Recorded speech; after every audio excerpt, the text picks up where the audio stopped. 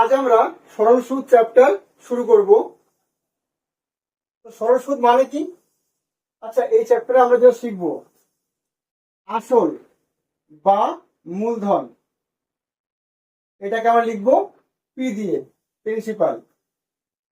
আর বার্ষিক সুদের হার, বার্ষিক সুদের হার, এটাকে আমরা লিখবো R% দিয়ে, ঠিক আছে। সময়কে লিখবো আমরা টি দিয়ে, এত টাকা, টি বছর, বছর, ঠিক আছে।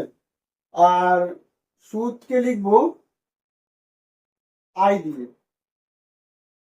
আই টাকা। তাহলে আমরা কি লিখছি? আসলকে লিখছি পি দিয়ে, বার্ষিক সুদের হার হচ্ছে R%, সময় হচ্ছে টি বছর, আর সুদ হচ্ছে আই টাকা। তাহলে এদের মধ্যে সম্পর্ক হচ্ছে সুদের সূত্র আই সমান হবে আমাদের পি টি আর বাই 100। এই একটাই সূত্র আছে আমাদের, এই সূত্র ধরে কিন্তু আমরা সব অঙ্ক করব। তাই সুদের সূত্র কি? আই সমান পিটিআর বাই 100, ঠিক আছে।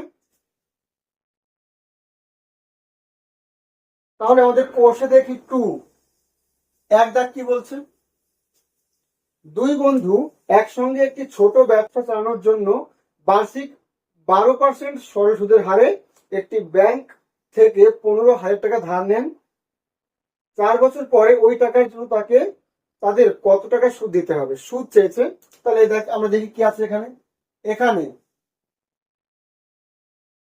আর কত দেওয়া আছে? 12%, তাই তো? আচ্ছা, মানে আর দেওয়া আছে 12% সুদের হার। আর কি বলা আছে? পি কত বলা আছে? 15,000 টাকা। আর টি দেওয়া আছে, সময় দেওয়া আছে 4 বছর। আর আই চেয়েছে, আই জিজ্ঞাসা চিহ্ন। তাহলে আমরা কি জানি? আমরা জানি আই সমান পি টি আর বাই 100, ঠিক আছে। তাহলে পি কত? 15,000, পি হচ্ছে 4 বছর, আর হচ্ছে 12% বাই 100, এটা। তাহলে আমাদের কি দাঁড়াচ্ছে? কেটে যাবে দুটো, তার নিচে আর কিছু নেই। 4 15 60, 60 গুণ 12 72, 7,200।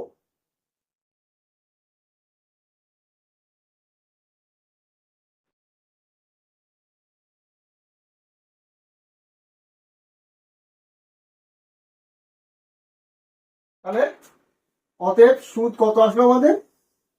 7,200 টাকা।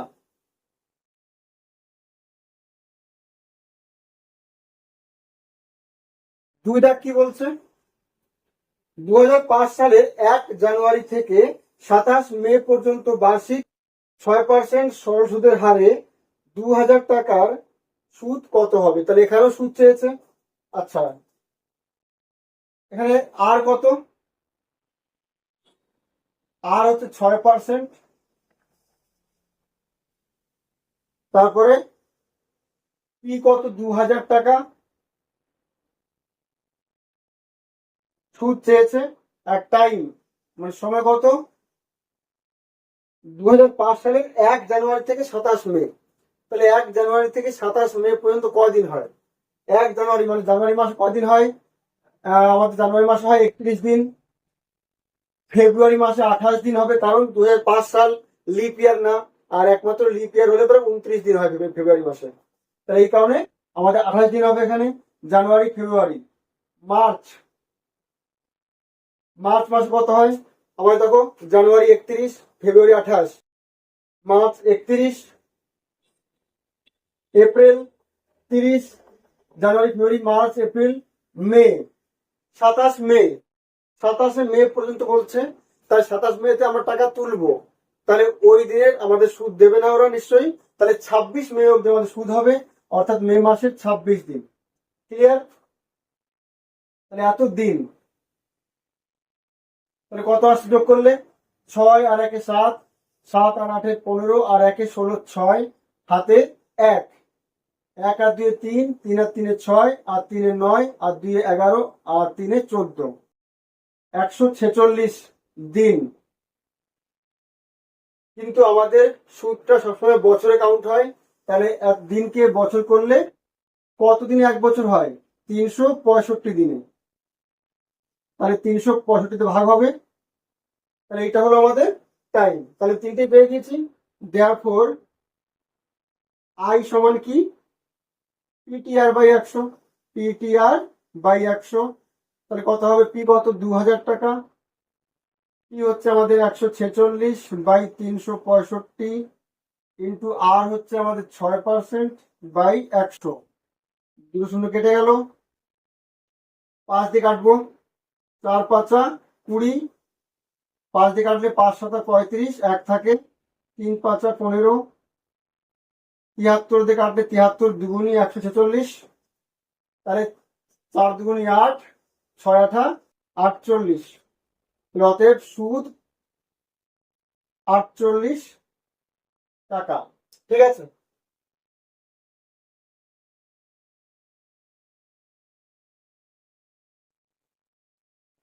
3 ডাক কি বলছে?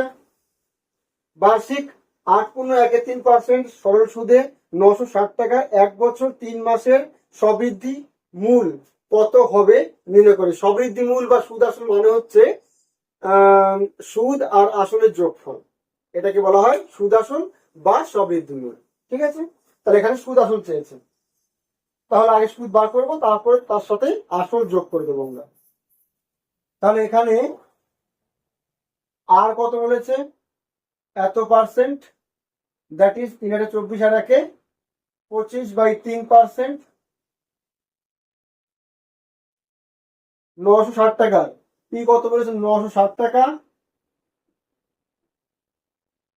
আর সময় টি 1 বছর 3 মাস।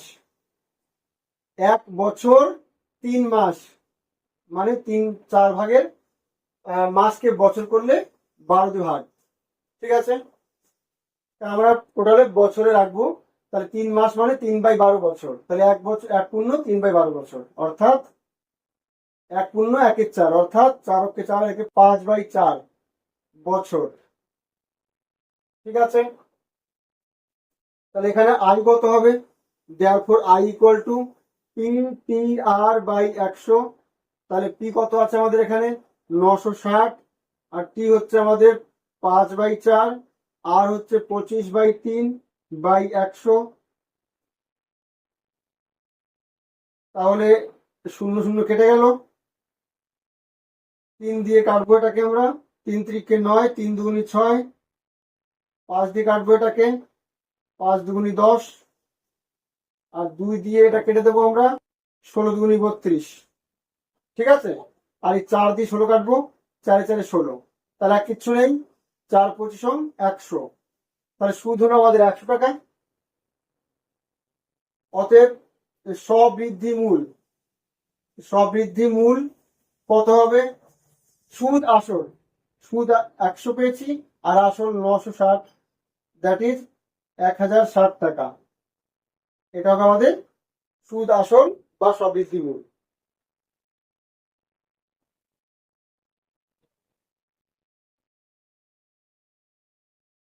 তার দাগ কি বলছে? উৎপল বাবু তার জমি চাষের জন্য সমবায় ব্যাংক থেকে বার্ষিক 6% সরল সুদের হারে 3200 টাকা 2 বছরের জন্য ধার নিলেন। 2 বছর পরে সুদে আসলে তাকে কত টাকা শোধ করতে হবে? তাহলে এখানেও সুদ আসল চেয়েছে। তাহলে কি কি দেওয়া আছে এখানে? আর কত বলা আছে? 6% সুদের হারে 3200 টাকায়। কি কত? 3200 টাকা। সময় 2 বছর। তাহলে আই চেয়েছে। তাহলে আই বার করে নিই আমরা আগে। তাহলে আই সমান পি টি আর বাই 100। তাহলে পি কত? 3200। টি হচ্ছে 2 বছর, আর হচ্ছে 6% বাই 100 কেটে যাবে। তাহলে কত হয়? 6 দুগুণী 12, 12 গুণ 32। তাহলে 12 দুগুণ 24 4, 3 12 36, আর 2 38। 384 টাকা সুদ। অতএব সুদ আসল বা সবৃদ্ধি মূল। সুদ আসল কত হবে? 384 প্লাস 3200, দ্যাট ইজ 4 8 3 আর 2 5 3584 টাকা। তাহলে এত টাকা শোধ করতে হবে সুদে আসলে। ঠিক আছে,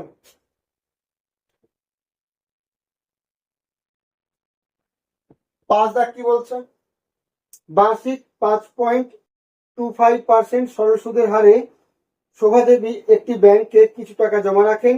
2 বছর পর তিনি সুদ হিসাবে 840 টাকা পেলেন। তিনি কত টাকা জমা রেখেছিলেন হিসাব করে লিখি। এখানে পি চেয়েছে, তার মানে তাহলে দেখো এখানে মূলধন চেয়েছে মানে পি, জিজ্ঞাসা চিহ্ন, আর কত 5.25%, টি কত 2 বছর, আর সুদ হিসাবে মানে আয় কত 840 টাকা। তাহলে আমরা কি জানি? আমরা জানি আই সমান পিটিআর বাই 100 বা পিটিআর বাই 100 সমান আই জানি আমরা, বা পি সমান তাহলে কত হবে, এই 100 দিয়ে গুণ হবে I into 100 by T into R হবে। ঠিক আছে, গুণ ছিল ভাগ হয়ে গিয়েছে। এবার আই কত পেয়েছি 840 টাকা ইন্টু 100, আর টি পেয়েছি 2, আর আর পেয়েছি 5.25। তাহলে এই পয়েন্ট তুললে পরে কত হবে 840 ইন্টু 100 ইন্টু উপরে আরেকটা 100 উঠবে, আর নিচে 2 ইন্টু 525। তাহলে 25 দিয়ে কাটি, 4 25 100, 25 দুগুনি 50, 2 থাকে 25 25, 4 21 84, 40, 20 দুগুনি 40। তাহলে কত আসছে আমাদের 4 দুগুনি 8, 3টে 0। তাহলে অতএব মূলধন কত আসছে আমাদের 8,000 টাকা।